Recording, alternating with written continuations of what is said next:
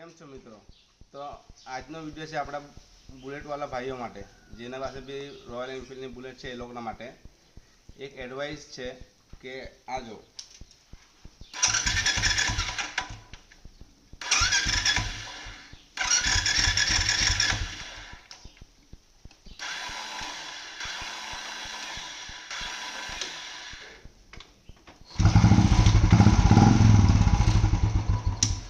તો આપણે હમણાં સેલ માર્યો તો સેલ લાગ્યો નહીં, પણ અવાજ આવતો હતો ખટ ખટ ખટ ખટ.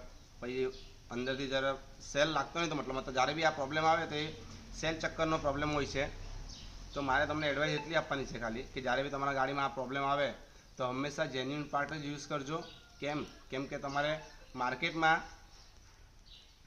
250 રૂપિયાની બેરિંગ બી આવશે એની અંદરની, 500 રૂપિયાનું બી થશે, 1000 રૂપિયાનું ને 1500, 2000, 2500 સુધીમાં તમને કરી આપશે કોઈ બી લોકલ ગેરેજમાં. પણ એ તમારે કરાવવાનું નથી.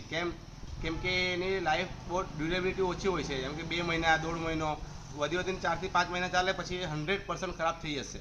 ને ઓરિજિનલ આવે છે જે આ પાર્ટ નંબર છે 592593/A, આ સ્પાર્કલર જો એ છે 47 રૂપિયાનું છે. તો આપણે હંમેશા આ ઓરિજિનલને જેન્યુઇન પાર્ટ જ નખાવવાનો છે એમાં, કેમ કે વસ્તુ મોંઘી છે. તમે પહેલાં 2500 રૂપિયાનો ખર્ચો કરશો તો એમાં બી તમારે ખરાબ થઈ જશે, એટલે પાછી બીજો 2500 આવશે. એના કરતાં એક જ વખત પૈસા ખર્ચીને આપણે આ જેન્યુઇન પાર્ટ નાખી દેવાનો, એટલે તમારી બુલેટ તમને સારો રિસ્પોન્સ આપે, એને કોઈ પ્રોબ્લેમ રહે નહીં. તો મારે તમને ખાલી એટલી સલાહ આપવાની હતી કે કોઈ બી દિવસ આ વસ્તુ લાલચમાં આવીને કે લોભમાં આવીને તમારે પૈસા બચાવવાના ચક્કરમાં આ વસ્તુ કરવાનું નથી. સેલ ચક્કર હંમેશા ઓરિજિનલ જ નાખવાનો, એ વસ્તુ યાદ રાખજો. કેમ કે આપણી એન્જિન હેવી આવે, લોડ વધારે પડે એના પર. એટલે આ છે વન વે ક્લચ.